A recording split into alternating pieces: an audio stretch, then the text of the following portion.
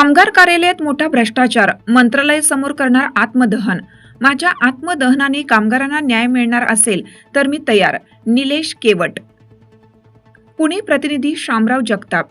कामगार कार्यालयात मोठा भ्रष्टाचार, मंत्रालय समोर आत्मदहन करणार। माहिती अधिकार कार्यकर्ता फेडरेशनचे श्री निलेश केवट हे कामगार कार्यालय वर्धा यांच्या भ्रष्टाचार विरोधात दिनांक 23 फेब्रुवारी 2026 रोजी मंत्रालयासमोर आत्मदहन करणार असल्याचा इशारा दिला आहे।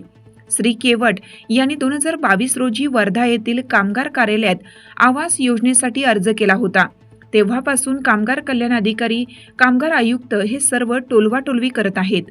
माहिती अधिकार कायदा अंतर्गत पाठपुरावा केल्यानंतर कामगार कार्यालय वर्धा कार्यालयातून कार्यालयांचे शासकीय दस्तावेज गहाळ झाल्याचे निदर्शनास आले।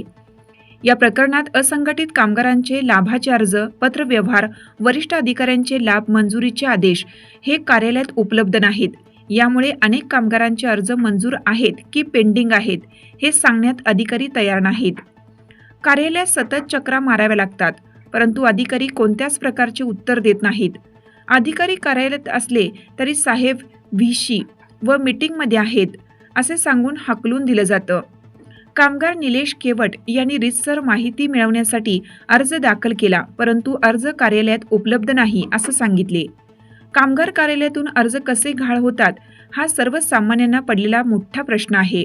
श्री केवट यांचे आवास योजना प्रकरणात दिरंगाई होत असल्यामुळे माहिती अधिकार कायद्याअंतर्गत अर्ज दाखल करूनही योग्य ती माहिती दिली जात नाही। म्हणून कामगार अधिकारी कौ.ज. भगत, एस.जी. फड, आर. कांबळे यांनी दस्तऐवज जाणून बुजून लपवून ठेवले, गहाळ केले का फेकून दिले हा संशोधनाचा विषय आहे।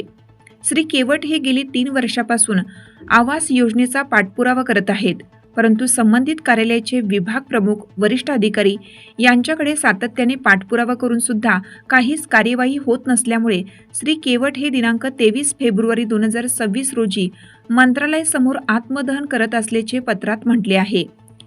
मला कामगार कार्यालयातील अधिकारी व कर्मचारी मानसिक त्रास देत आहेत, म्हणून मी आत्मदहन करत आहे।